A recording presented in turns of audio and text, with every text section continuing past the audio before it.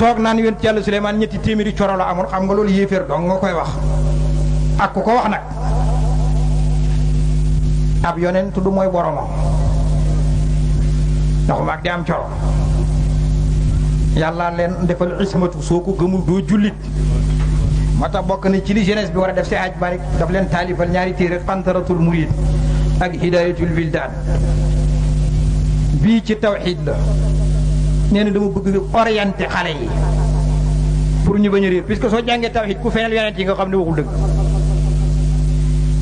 li ngeen di wax immunité parlementaire ni ko député yi amee bii moo gën a garaw xam nga député yi ñoom dañ naan boo defee caay-caay amuñu droit yóbbu la tribunal fii dindi wuñu ko bii nag moom yàlla daf leen defal protège boo xam ne mënuñu mooy yàlla moom bañ leen di yóbbu tribunal loolu mooy al-ismatu yonent mënul mooy yàlla loolu nag du xaar ba yàlla yónni ko fa mu juddoo lay doon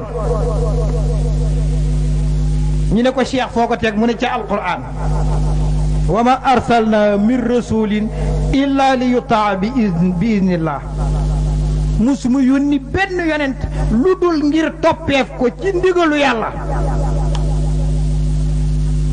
ça veut dire que yonent lu mu def am nga droit topp ca lu dul mu nekk xusuusiyaam kon su fekkoon ne li muy def baaxul doo am droit topp ci ndax yàlla wax na ne inna allaha la yaamuru bil fahshaa'i yàlla du digle lu ñaaw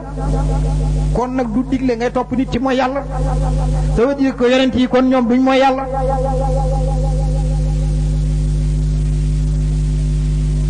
kon nag ku mën a wax ci yonent yi kooku ku mu mën a doon yonent yi ku gën a foor waxam soo ko gëmee génn ni la ci lislaam yow ndax balaa tawxiidaam si xaj maa ko ñu bëri dañ la foog ne boo ne laa ilaha illallah te xamoo li mu ëmb jullit nga doo jullit de moo tax yonent bi ne ku wax laa ilaha illallah xaalisan muxlisan mu sell te nga sellal ko daxalal janna mooy d'abord fa nga xam sensu laa ilaha illallah mooy lan muhammadu rasulullahi ñëw yàlla ko yónni yàlla du cuune allahu aalamu xaysu yajalu risalaati yàlla xam na fi muy def